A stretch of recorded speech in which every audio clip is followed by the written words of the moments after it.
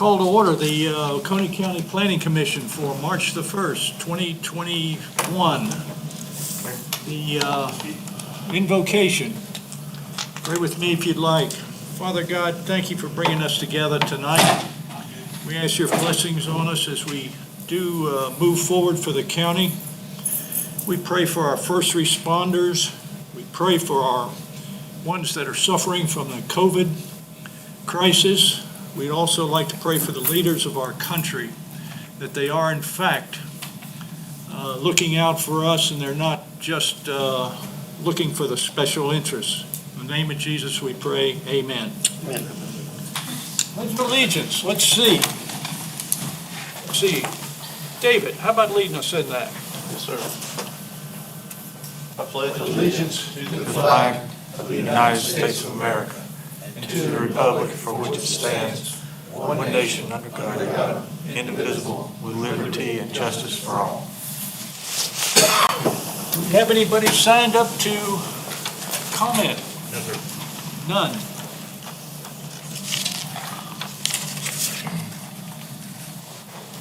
If everybody will recognize, remember, just to refresh your memory, at the middle of last year, David Root came down here and we had to do away with old business and new business. So I asked him how we go about talking about administrative things, and he said at the end of the comment section. So just a couple of things that I want to mention. Try to hang on to your save the list of the 2021 timeframe for review list for future reference. As we work through these strategies and priorities that we've set, we're going to have to replace them. So try to save that if you will. When we're voting, since we have mass, please hold up your hand, particularly if you're seconding a motion, so that Vivian can know who in fact was doing it, because with these masks on, we can't really tell who is doing it. So let's go into approval of the minutes. I have one correction to make for the minutes, and I'd like for everybody else to take a look at them. Mine is on number 8. It said Mr. Pearson made a motion to send the letter to the sheriff. I think we need to get a little spelling check on that. And I would take out one word there, or one letter, to, and put through the county council. In other words, the sentence would read, Mr. Pearson made a motion to send the letter to the sheriff through the county council with the planning commission members' signatures. Does anybody else have any amendments or any corrections? Yes, Gary Gollin, same number 8 that you're talking about. The next sentence is Mr. Nix seconded the motion and was approved 6/0 with Mr. Gollin recusing himself. Now, I've got an issue with that because when you recuse yourself, you're in some sense saying that you have a conflict of interest, which I personally do not. Me being Gary Gollin, I think I can make that decision. Okay, so what I'm asking is that we change the last 2 words from recusing himself to abstain, with abstaining, if you want to use a verb.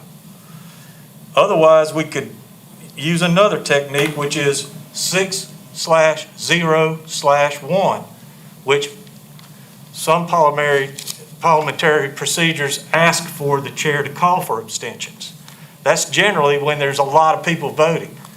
But in this case, I think we can keep an eye on each other. If somebody wants to abstain, they would raise their hand and say, I abstain. How about we just substitute the word abstain for recusing himself? Just make it simple. Are there any other corrections? Anybody? Sure? Can we get a motion to approve them then? So moved. Approved. Second. You hold your hand up. That should get you, Perry. Who was the first? Go ahead. Okay, We'll flip a coin. I'll pick one.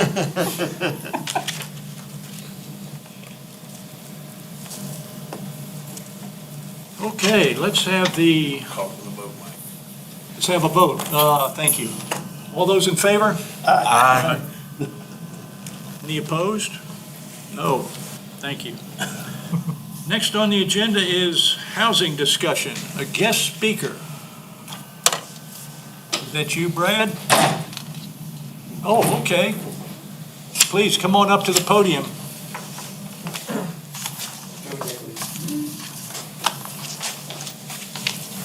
Hi there, my name's David Gully, owner of Central Signature Homes, Central Contracting, past state president, past local HPA president.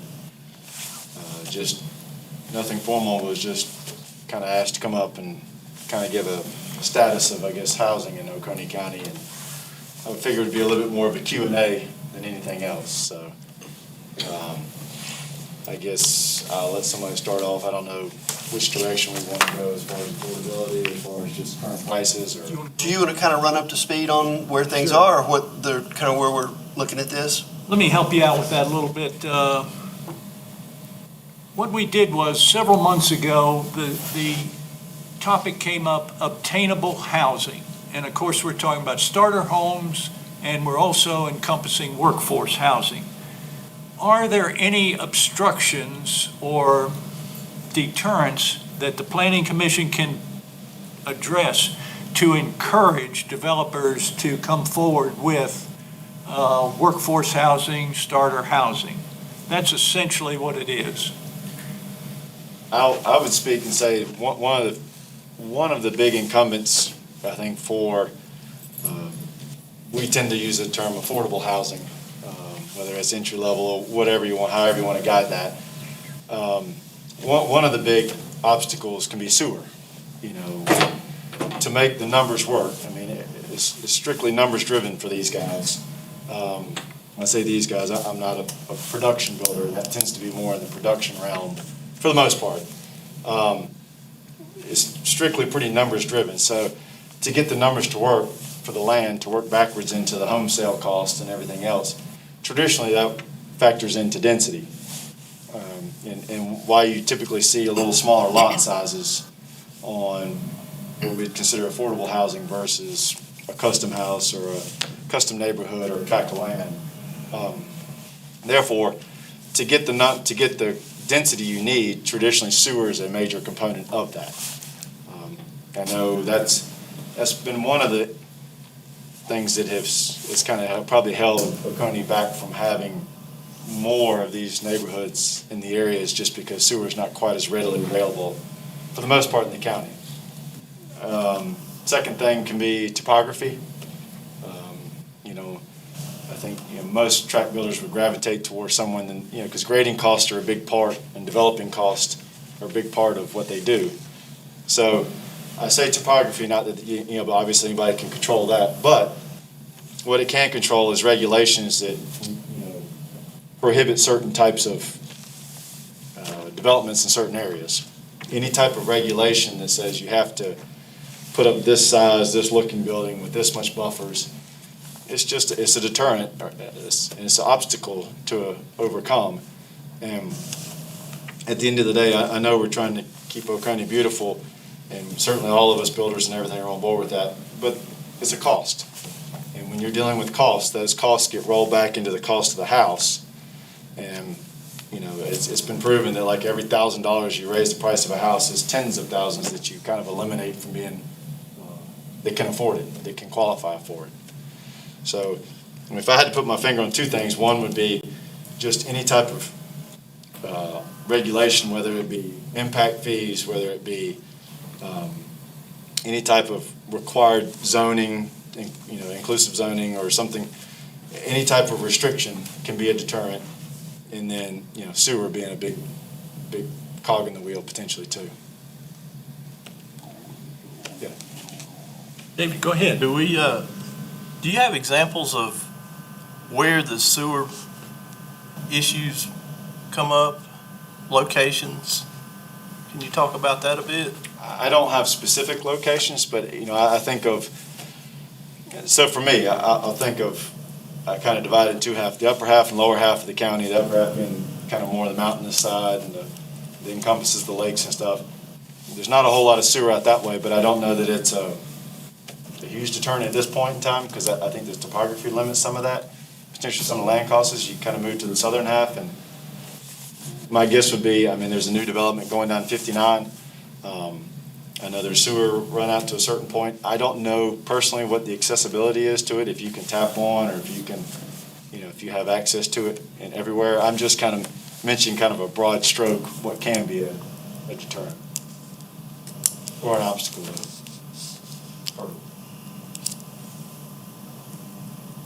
Alex, you got any questions? Pat? I have one, Mr. Chairman. What I see is, being an ag guy, of course, I'm more in protected land, and I've seen a lot of encroachment coming in houses. Are they builders out there that's willing to sacrifice profit over, by building a custom home, you're gonna make obviously a lot more money? I'm just wondering. That's not true. If you look at production builders, by and large, their volumes, I can almost name a million examples. They're going to typically have higher margins than most custom guys are going to have by a long shot. Well, with that being said, then why are not more people doing it then? I mean, Because it's numbers. I mean, a lot of the big guys, they're publicly traded companies. So they have to show margins just like everybody else. So the investment's not going to happen if they're going to lose money, or if they can make a bigger investment over here versus here. It's numbers driven for those guys. It's always great to say, somebody's going to make a big donation and suck up $30,000 worth of impact fees or something like that. But the reality is it's just not going to happen. If I use the example, I mean, whatever any of us do for a living, I mean, I don't think anybody wants to work for a whole year. And some of these neighborhoods take 3 years to get in the works by the time you go through planning. I'm not saying in this county, but in some places, it takes a long time to go through that process. And I don't think many of us are willing to work for a year and then turn around and write our employee a check at the end of the year, which is in essence what you're asking, what could be asked to be done. I mean, these costs, their margins aren't as big as what people would think. I mean, but their production, they're building a lot of homes. And the reason they can build a lot of homes in the production is because to them, it's a manufacturing process. So they're not going to, I mean, everything is analyzed through numbers. If they can't make the numbers work, they're not going to do the project. And so you see, I mean, I use Simpsonville as a great example. I mean, you can see development's going to go where there's less obstacles. And so in Simpsonville, I'm sure a lot of that was agricultural, just whether it was truly working farms or just old land that people had. And you can see where development as sewer has followed out that way, and there's a lot more land available that's attractive, and that tends to be, I mean, they're numbers driven. I mean, that's where they're going to go. I don't know if I answered your question or not. I'm sorry. No, that's fine. So what's a number figure where we're talking about the chairman's question about affordable housing? Where does that number fall in? Do you know? Is it 125, 150? As far as the house goes? Right, yeah, I mean, what's an affordable house for the average income in this county? I mean, That I'd have to defer to somebody. I'm not sure what the exact number would be. Adam has that information. I think we had somebody before you came on board, that somebody came in and actually had those numbers. If Adam's got it, but yeah, I'll find those and put them up. It's not, affordable housing is not, there's not a set number. It's what you can afford. right. It's kind of a broad generalization of it, but it's also based upon a percentage of income. Like, you should spend no more than 30%. Let me find it, but please go ahead, I'll find it. Right, thank you. Go ahead, Gary Gary. Gollin, I just got a question. Number one, thank you for being here to share information with us. Yes, sir. Number two, looking to the future, what is it that you see that might be worthwhile for us to know about affordable housing in Oconee County? Look into the future. Specifically as it relates to costs, as it relates to regulations, as it relates to, or is it just kind of a broad question? Or Knowing that we want to look out for people who can't afford housing very easily, what do you see in the future that we might want to know that would help us to understand how we can allow for more affordable housing in Oconee County? I'm sure I understand the question. I would probably circle back to regulation, just making sure it's easy to have good intentions with regulations and then have unintended consequences that keeps developments from happening. I'll use an example of some sort, whether it's a architectural requirement. The guys that build these, the guys that do true production homes, it is an amazing science, and it's an amazing amount of effort that goes through putting one of these big 300, 400 home developments, which is typically what you see in what I would consider an affordable housing development. Not always that many, but at least, a fair amount of homes. And, they can get pretty creative when it comes to what they think is going to make the project work. Because they certainly don't make any money by sitting at home not doing anything. So they're actively always looking way ahead of most people as far as where their next investment's going to be, because they know it's going to be, I'm going to buy a piece of property, and it's probably going to be a few years before I can actually even come close to turning a profit. So they have to make sure that their project is spot on as far as what they're looking to do. So why I say regulation can hinder that is if you target this area and say, either we don't want growth in this area, and so we're going to restrict it by with limiting the use, or we're going to require that you do X amount of this, X amount of that. That really kind of ties one hand behind their back for most developers as far as making, getting creative with the project. I'll use the example, they might decide they want to do some sort of mixed use, and if that's not allowed in that area, then that becomes an issue, because you can mix in some apartments with some patio homes with some other starter homes, and maybe that allows them to get the density they need to make the numbers work. Well, if there's regulations that says you can't do that, then that's probably taking that project off the block. Okay, and when you make a list of those different types of, housing being produced, does it ever occur to builders to say, well, let's look into this tiny houses project, let's incorporate tiny houses into our development plan? Do you think that's out there? There's regulation out there that does not allow tiny homes in certain areas. So that's where I'm going to. If you allow developers to be creative, I think you'd be surprised what they'll come up with. And tiny homes are certainly an option to look at as well. I think there's an example of that type of development that I'm speaking about. It's primarily to take care of student housing that's at the pier. Mhm. It's, do you know where that is? Yeah, Okay. I know. So you're familiar with what I'm referring to as tiny houses out there? I am, yes, sir. The reason I'm making an emphasis on that is because, to me, when I look at the future, affordable housing, the more tiny houses we have, the more, dense, and the better that people could afford to live there. And I can't speak for Neil or any of the investors over there at the pier when they did it. I know student housing can have different determining factors in, say, just workforce housing does. And I say that to say, for instance, in student housing, it might be targeted more towards grad students that want their own place but don't need a big space and trying to figure this out. With more workforce housing, you typically need more than one bedroom. Some of those places are almost one room spots. Well, in economies of scale, you're probably better off doing a duplex or doing something that allows you to get your numbers more in line with, a one-bedroom house is not probably the most attractive house out there for most people. And most people want, if all things are considered equal, they would probably want at least a two-bedroom house. So there's a lot of determining factors that go into that. But I'm sure they look at all those options when they do this. Well, I appreciate your insight, and especially your comment about duplexes would possibly be easier on the. You're a multifamily or any of those, there's is one of the obstacles that I know all of us builders are facing right now is, NAHB just put out some numbers that, on an average home, which there's a national average. Tom, do you know what that national average is? 300. Say, I'll call it 300. I don't know that that's the number, but I'll use it as a reference point. On the average home, it's caused the house of an national average home to go up $30,000. If that's a $300,000 house, that's a 10% increase due to lumber products. Now, none of us can control that because it's a commodity, but, it's a major component of it.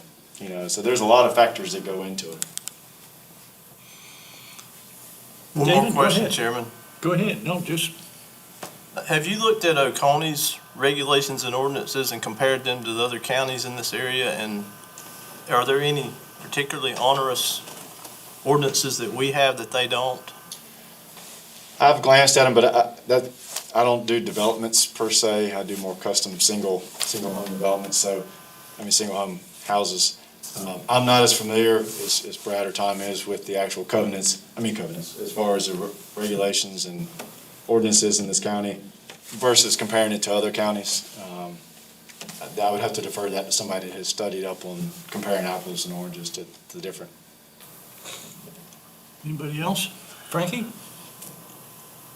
I'll get in trouble, but I'm gonna go ahead and do it.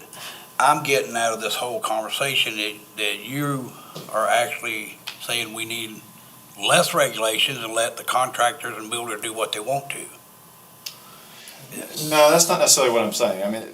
To use an extreme example, say, well, we shouldn't have codes in the county. No, I'm not saying that at all. We have to have county codes and we have to have regulations.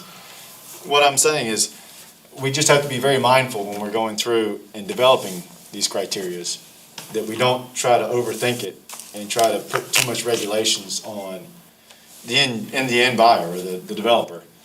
A lot of times they can put together, it's called a PUD, a planned unit development, and bring it to you that's got multiple things in it. And if we've set a regulation in the county that eliminates one of these components, it could scrap the whole project for them and make the numbers not work. So I guess what I'm getting at is that typically it's better to kind of, in my mind, to allow the developers to get pretty creative with these developments. I think people would be surprised. Anybody else got any questions? Alex, good. Yeah, well, I was just thinking, regulations can be good and they can be bad, but I think one thing, as you were mentioning, some of the nationally traded companies that don't necessarily come into this area, part of that, I think, is, they work in highly regulated areas and not so regulated, but I think one of the issues that we've got to continue to work on with Oconee County is our demographics, the income. That's why those companies don't come in here, because our income levels aren't necessarily high enough to support 400 houses or the absorption rates on those. So I think that's just one very important thing that we've got to keep working on. I agree. I think if you look at it, they take everything into account. I've heard them say before, they can tell you exactly what type of house, what costs will sell, and how many they can sell in an area. But by just doing research, and they have an incredible amount of research that goes into that. But the point is, if the numbers work for them, and it works, they'll go into almost anywhere. But it's all numbers driven, so it has to be able to work for them. Anybody else?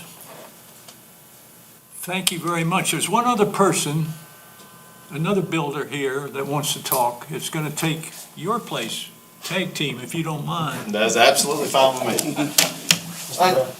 Thank you. All right, Brad Kisker. Introduce yourself, will you please? We're not familiar with you. Brad Kisker, Kisker Construction. Okay. David did a great job, and just to add, I guess your question was to David, what can planning commission do, and to really touch on what Alex said, developers, I'm not a developer, I'm a builder, Dave's a builder, but if they could come here, do a development and make money, they'd be here. Topography, sewer, all plans into it, but we've got to have the jobs to pay the money. You can't buy a house, $200,000 house, $100,000 house at $9 an hour or $10 an hour. I think Oconee County is turning the corner. I've lived here 25 years now. When I first moved here, can I? Yeah. Do a little bit? Please, yeah. When I first moved here, Stillwater, somebody, a developer went in Stillwater and paved 5 miles of road or however many, and I sat there empty for a long time. Not many developers operate like that. They'll pave a little bit, build a house, pave, a little bit more and build it, but that's filled up. And I think mainly from middle income jobs from mostly Clemson. But, so that middle class, we don't have that strong a middle class. We don't have that many jobs. So from my perspective, yeah, topography and all that stuff plays into it and probably is a big hindrance. Getting the, right piece of property, the right piece of property with sewer, right topography, the right density. We have some density issues. But I think it's more, we don't have the income yet. It's coming. I think we're starting to get those jobs. But you look at Greenville, Spartanburg, BMW, the satellite plants that come off that pay more than $9-10 an hour. The $15, $20, $25 an hour job. We have some of those. We just don't have enough. So from my perspective, along with everything that David said, is we got to keep encouraging and doing things for the whole Oconee County to encourage those jobs and those companies to come build a plant and employ the people for the little bit higher, wage that can afford, do the entry-level homes, the affordable homes that you guys are looking for. So that's my perspective. Okay, all right. Anybody got any questions for him? I do. Do you have any insight on why the I-85 corridor in Oconee County is underdeveloped? It's sewer. From everything I know, it's sewer. I think Tom could probably throw in a whole 2 hours of that, but if you guys want me to turn it over to Tom, which you probably don't want me to do. But as far as I know, there were people ready to, companies and everything ready to go out there, but we've been playing games with the sewer forever. So, and that's my limited knowledge on sewer. I don't have strong. Downhill. So, yeah. Downhill, paychecks on Friday. Pump station. But that's, that all comes back to sewer out there. Pat, Gary, anybody else got anything? Not for Brad. I had a couple comments, but not a question for Brad. So. Yeah, go ahead. Thank you, Brad. Thank you, Brad. You're welcome. Thank you. So we've had 4 different speakers, I guess, now 5 or 6. on this subject. And it seems like it all comes back to sewer and topography. And as it was mentioned, we've got direct line sewers running from like Duke to Seneca that you can't tap into. And then we've got tap access sewer running out 59 somewhere. But when we talk to the sewer authority folks, they really hold it to their chest as to where it is that they'll let you tap and where they won't let you tap. And you've got to come ask permission if you want to tap. We do things seemingly in reverse. As a realtor, somebody could come to me and say, hey, where could I build? Or where could I buy a piece of land? And we sold them a piece of land with the contingency of trying to go find sewer. It seems like we could do this in reverse if we could ever coordinate with the sewer department and say, here's where the line's running, here are the tap locations. Now find parcels that could at least be identified that these are large parcels of land so that if a developer did have the desire to do so, that we would at least have a map ready for them. But we don't have, they call it not Homeland Security, but Oconee County Security, where we can't overlay our GIS maps that show property sizes with our sewer maps that we don't have access to. But these production builders can go anywhere that makes sense mathematically. But we don't have the ability to give them the information to say, here's 4 or 5 different options, like we can go to an industrial company and say, we've got a land tract over here for you, you can do this, this, and this with it. We don't have that easily available for the developer. The developer's just got to kind of scratch his head and go, well, our numbers suggest that we could go here, here, here, but let's put this under contract and see if we can then get sewer and how much it's going to cost to get sewer to us. It just seems like we could reverse it a little bit and do like industrial development is done and say, we've got it, it's identified in these locations, who wants in? Anybody else got anything? Where do we go from here, folks? We need a motion of where to go from here. I don't think we can do anything until it's going to be municipalities because they've got the sewer. So it's going to be within the municipalities unless we are encouraging and cheerleading the municipalities on. We're out of the game at the moment until we have access to sewer and land. Well, what I'm thinking is we need to create some kind of a report to kind of bring everything together and include what you say in that report. Does anybody want to make a motion about this? I was going to add to that, I think we need to go back to and And, part of that, they have to have access to the sewer, but I think we also have to make sure the things we're doing here encourage jobs, encourage income, encourage people to move to our county. And I think that will also drive development for those affordable homes. Because we can't control the price of wood and materials, and none of that stuff is going to go down anytime soon. So we've got to hopefully generate more income for our county citizens. Well, you're right. Anybody else got anything? I do want to say, go ahead, and then I had one. David, go ahead. So the municipalities in Oconee County, Seneca, Westminster, and Walhalla control the Joint Regional Sewer Authority, is that correct? They Is that why we can't get sewer to the southern part of Oconee County? Because there's no interest in the municipalities to put it down there? Is No, it not true? No. Okay. There's sewer coming to the southern part. Yeah, it's going down there. it's going down there. It's just, it's going down there at a snail's pace. And that's a learning question on my part. Well, and then there's different places where, okay, you can tap here, but you can't tap here. It's not, the line, just the fact that the line is there doesn't mean you can jump in on it. The county couldn't get into the management of it. There was a legal process, or there was a legal question, and then the county, then the cities got into managing it. And correct me if I'm wrong, please, Adam. So there's sewer coming to the southern part of the county. It's been a long process, and it is, we got grant funding for it. There's currently engineers doing kind of a study to see where and the size of the lines. I can't tell you as far as when it's gonna happen, but it's currently underway. And I'm not saying anything you guys don't already know, but the I-85 corridor in Oconee County has access to Greenville County, to Pickens County, Clemson, all the manufacturing in both directions, Georgia. There's so much potential for that corridor, and it's underdeveloped. When the manager of the sewer was here, and I can't remember his name, he said that he gets a call about every week. When is the sewer coming from people that are very interested in doing something down there, development-wise? There's your high-paying jobs if people want to live, along I-85 and move in either direction to go to work. Absolutely.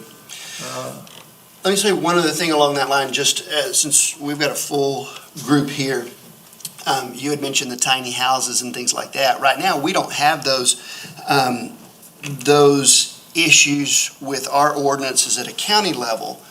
But an example of Seneca, for example, sewer line running through an area, it was zoned in an R16 capacity, which forces apartment-style housing, 16 units per acre.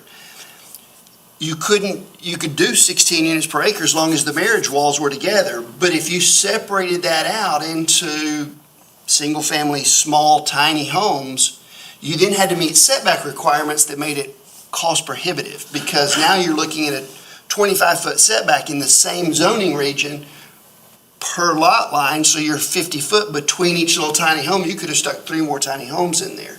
So we don't have those issues at a county. But as we do have the ability to start finally developing 85, we're going to want to make sure that we don't have those kind of overlay ordinances that prevent from a variety of style of production. Let me make a motion here. Maybe somebody will second this thing. But let me make a motion that the staff collect the housing information that we've received and return to us with a summary of it. Second. Gary Gollin. Let's have a discussion. Anybody want to discuss? Alex? I don't. Pat? David? Frankie? Gary? I'm willing to second this motion because even though I'm new, you have proven to me that y'all really put a lot of work into this and time. And to have a summary of what it is that's important to make record of, especially some of the comments that you've just made. Mike, right? Seems like it'd be a waste of time if it wasn't somehow recorded and summarized. Well, Mike, you got any?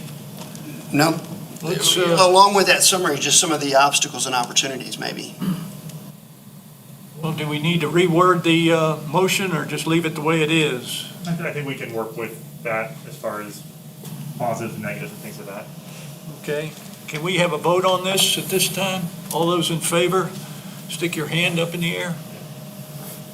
All those opposed?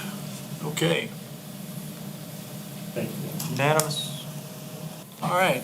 The next item on the agenda is the I-85 overlay discussion, and that's down in Gary's department, in his area down there. So if you don't mind, I'll let him lead it off, and then we'll just open it up to everybody else. Okay, thank you, Mr. Chairman. Gary Gallen here, just getting started with your group and thankful to be here. Hope to be able to serve for as many years as I'm able. And I would like to say thank you, number one, to everyone who's bringing me up to speed with this issue that I'll be addressing in just a second. If it wasn't for the citizens and people on the commission, I wouldn't have known which way to go. And I want to thank the staff as well for giving me some input and some direction as to what I might review. So I have been doing some homework, and I have gone and looking into an issue that has been brought forth to the commission already, and that is an issue that I would like to make a motion on. And for clarity, I'd like to go ahead and share with you what this motion is going to be, because I'm looking for friendly amendments, and I'm also looking for any opportunity to make it better, even if it's not friendly. Sean, you have an extra copy of that machine? Here. Come on, Adam. Sorry. I apologize. I'll make it like today. We'll get you another copy. So, because our chairman loves to be brief, I want you to know I could tell you a lot of stuff, but I'm not going to. What my strategy is to get this issue in front of you. Some of you already know all about it. Some of you would learn more if you spend as much time as I have on it.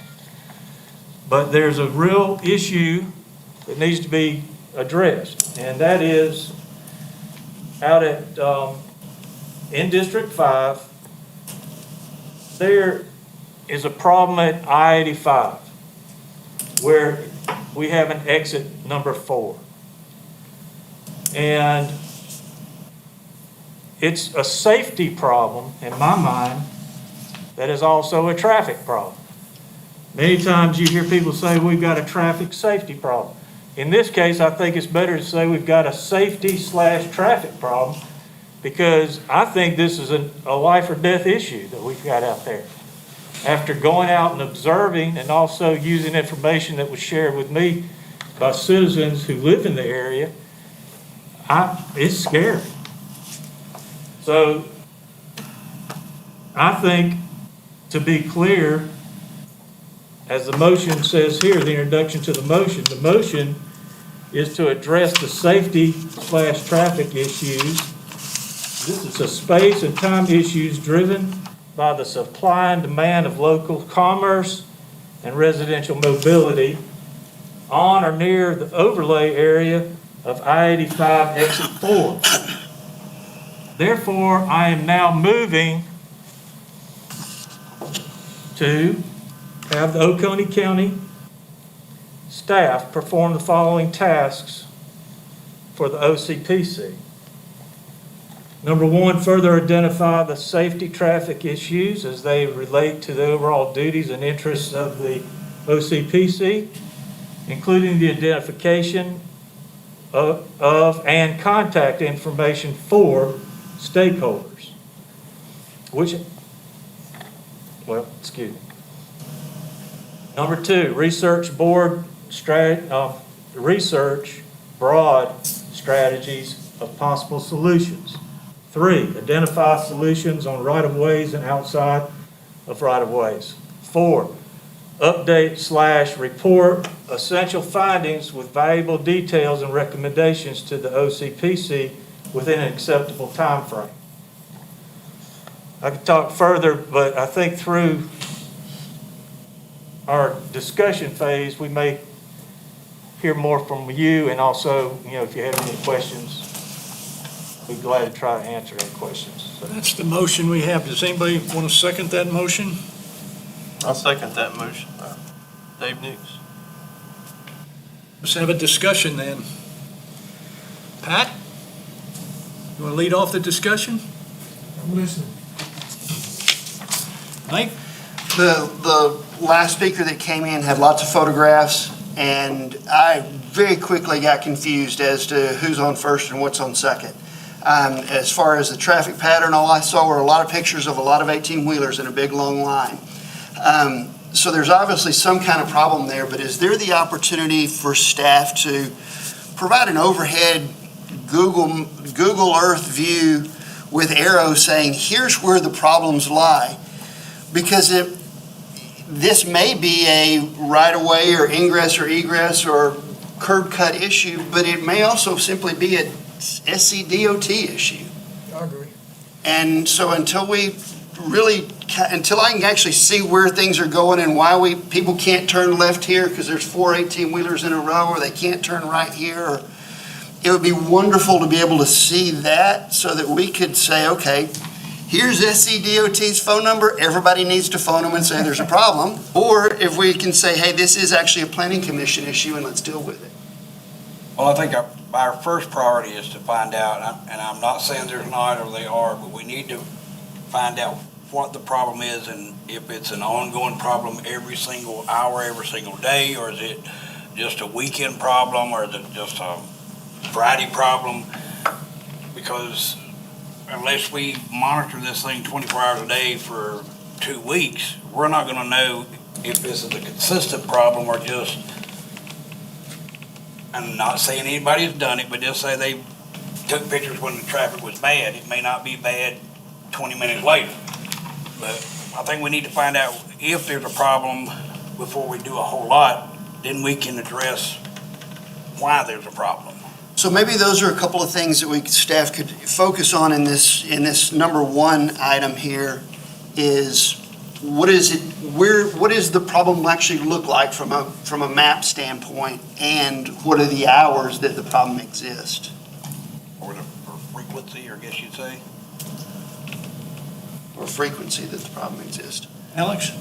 I think we spent, I don't know how much time on 123, and it probably could have been done 10 or 20 years ago.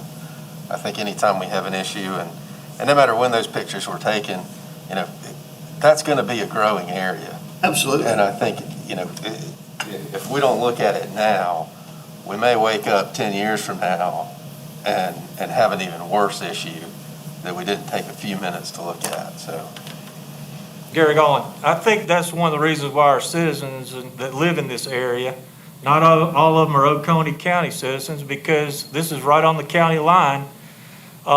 That's why people are coming. They're saying it's bad now. If we further develop the area, it's going to do nothing in their minds but get worse.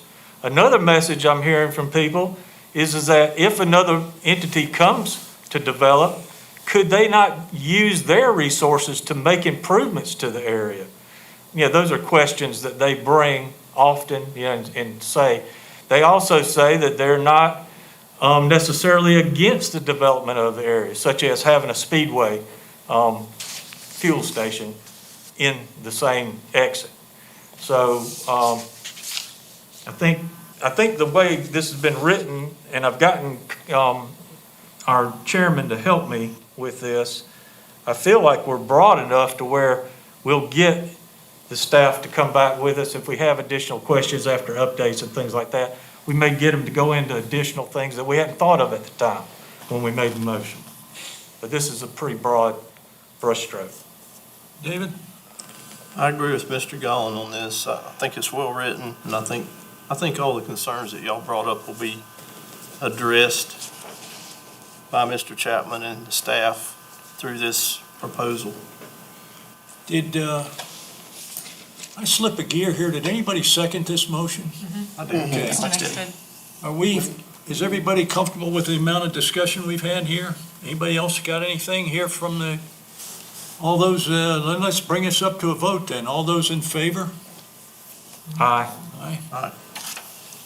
Okay, there was no opposed. Well, the next item on the agenda is to adjourn. Can I hear a motion to adjourn? Second. Second that?